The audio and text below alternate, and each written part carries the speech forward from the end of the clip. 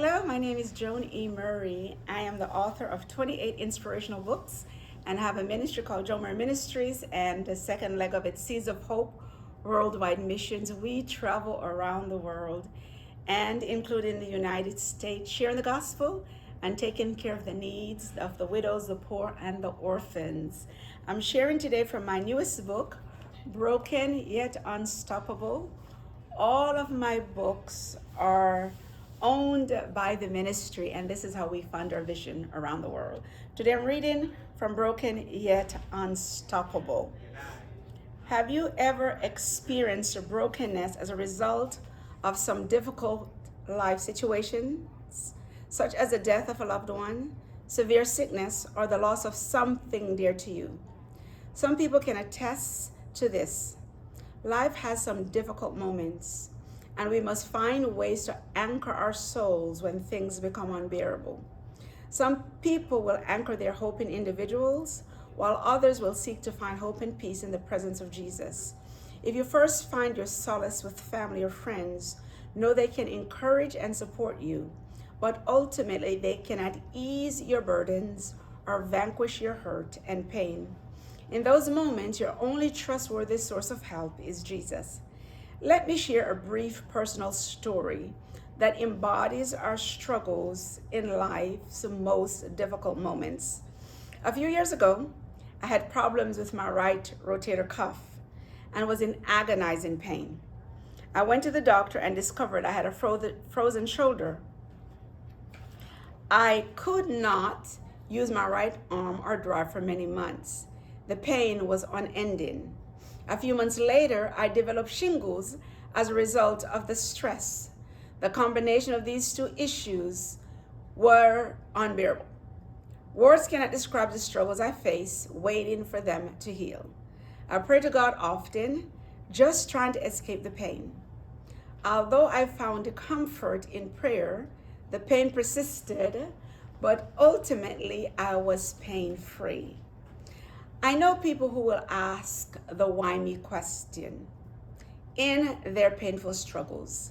Sometimes the question is a whimper in these breakable moments as they battle to overcome them. I am recalling one person in particular who experienced the horrendous pain associated with having cancer. The whimper was a heartfelt cry for either quick healing or release from their agonizing pain. Jesus heard and responded to their cry. Jesus understands why some of us ask the why me questions. He hears the groans and the whimpers. He feels your pain. Remember, Hebrews 4:15 says he's touched with the feelings of our infirmities. Jesus was not exempt from struggles. He told us we would face our own struggles. As a result of his sacrifice on Calvary, he has provided us victory amid the pain. Life indeed is filled with pain, hurt, and struggles. As you face the battles, know you have an advocate with our Father in heaven. 1 John 2, verse 1.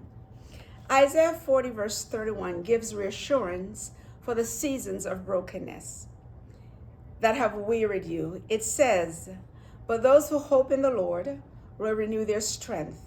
They will soar on wings like eagles. They will run and not grow weary. They will walk and not be faint."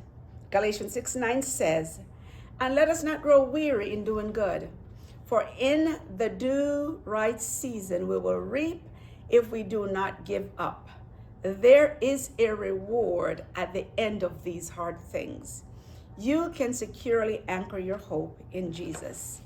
In the midst of brokenness, you must dig deep into your soul to find strength to endure each difficult day. Maintaining your joy is key to your strength. Nehemiah 8:10 reminds us that the joy of the Lord is your strength. Joy is different from happiness. It is an internal, long-lasting emotion. Happiness is temporary emotion based solely on how we feel in the moment. Happiness also depends on our difficult circumstances, our daily struggles. These things determine our happiness. If things are good in our lives, then we're happy. If they're not, we become sad. Joy remains with you all through the trials and the pain. It steadies and anchors you. Joy comes from the Holy Spirit of God, who gives us gifts to enrich our lives. If the enemy can steal your joy, he will rob you entirely of your strength. The story of Ruth and Naomi and Jesus, our kinsman redeemer, remind us that we can be victorious and unstoppable during great struggles and losses. Ruth and Naomi's husbands died. Naomi lost both of her children and was left without hope and home.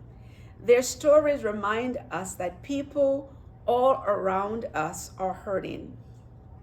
You may be one of them or know someone broken yet unstoppable in their hope and confidence in Jesus. Ruth, Naomi's daughter-in-law, refused to leave Naomi's side as she faced the deaths of her husband and sons while in a strange land far away from home. As Naomi prepared to return to Bethlehem, her homeland, she was older, alone, bitter, and broken. Knowing her condition, Ruth clung to her and could not be convinced to return to her own family and start a new life. Despite Ruth being broken over the loss of her husband, Naomi was even more devastated. Linking her life to Naomi's ensured Naomi would survive. Neither woman knew the future. They began each step of their journey broken yet unstoppable. Their journey will amaze, inspire, and challenge you to rise out of brokenness, shake yourself free of pain and despair, and chart a course toward your destiny, knowing God is with you. Romans 8:28 says, "And we know that in all things God works for the good of those who love him, who have been called according to his purpose." Recently, I was at a book event and met another author. We began to talk, and after hearing her life story, I had to share the title of this book. Her immediate reaction was, "This describes her journey from brokenness to becoming unstoppable." As I share her story, you will see tenacious faith in action. She came from a wealthy family and lived in a very exclusive neighborhood. As a student, her bus driver continually shared Jesus with her. He invited her to church, and since no one in the family would take her, the church bus picked her up each Sunday and Wednesday.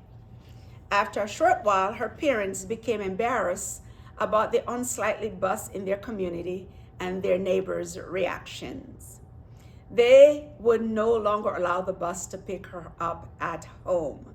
So she began to get on the bus a distance from her house. Over many years, she would walk in the darkness to attend evening services and youth events. Listening to her story, I recognized she came from a broken home.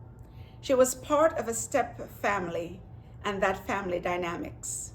She had little to no support from an abusive step parent and other family members.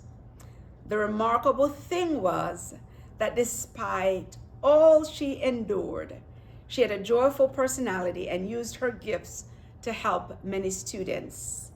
Earlier that day, I had stopped to hear about the student success materials she had developed.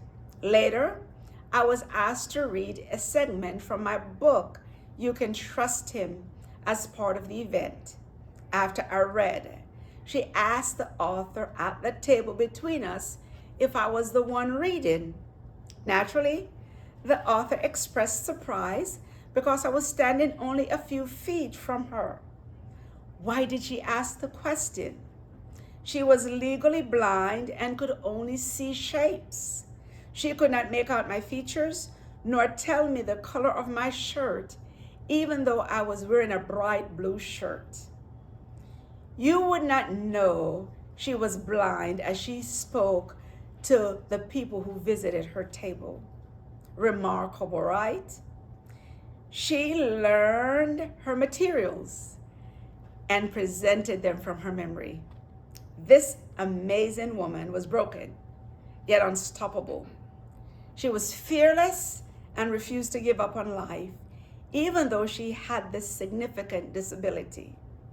I needed to share it in this book, a perfect example of how you can still triumph no matter how broken you are. You can also become unstoppable because Jesus is with you each step of the way. Have you ever asked the why me questions? Why am I going through this? Why is God allowing this to happen to me? Why are others doing better than me? Why do I have to struggle so much? Why do I have financial struggles? Why am I always sick? Why don't I ever get a break? Perhaps some of you can add your own why me questions as you read those questions. It is natural to progress from asking these questions to asking the what questions. What have I done to deserve this? What is happening to me? What is God doing? What will it take to get God to move in my situation? Throughout the Bible, people faced great struggles. Like us, they did not fully understand why life could be so difficult. I aim to answer some of the why me questions by focusing this book on the lives of Ruth and Naomi. I chose to share Ruth and Naomi's story because they faced the struggles and hardships many in our century are facing today. Their faith journey will inspire those of you who are determined not to allow the difficult seasons of life to stop you from maximizing your fullest potential. You, like them, are determined not to give up or settle for less than all God has for you. In Ruth chapter 1, Naomi felt God had abandoned her. She probably had some of the same series of questions about her pain and struggles that were noted above. As you journey through this book, you will discover that Naomi was disappointed and discouraged by her losses. She wanted to change her name to reflect where she was in her life's journey. She is like many of us who may have asked God why when our lives were filled with pain and sorrow. Sometimes your life may feel so out of control that you're having difficulty understanding how this could be. Naomi's life was out of control. She had lost her husband and her 2 sons. In that century, this meant that she lost her entire support system. When the husband died, the older son would take care of the needs of his widowed mother. Therefore, her support system, they were all dead, and she was older with no one to provide for her needs. She was struggling to grasp what happened to her. Can you imagine her cry? Why God? Why me? In the upcoming chapters, I will share how God heard and responded to Naomi's cry. You will discover how God steadied, comforted, and led her each step of the way, giving her peace in this new season of brokenness. He was an ever-present help in trouble. Psalm 46:1. He gave her a victorious outcome. Some have wondered and even asked where God was in their difficulties. We have discovered that life can sometimes be challenging, trying, and painful. When asking these questions, we seek answers from our only source of help, Jesus. If you have served God for any time, you may have asked any of these questions when the journey became difficult and unbearable. The Bible is filled with many stories of how God's people struggled and questioned him. You need to know God is perfectly okay with you asking him questions.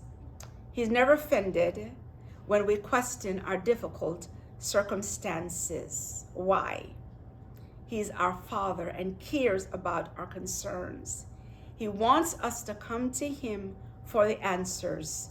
Going to God deepens our relationship with Him and allows Him to speak directly to our hearts.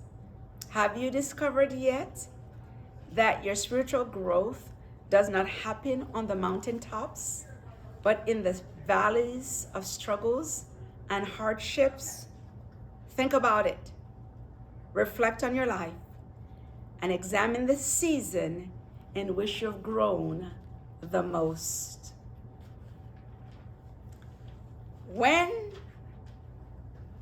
What happens when we're in the valleys?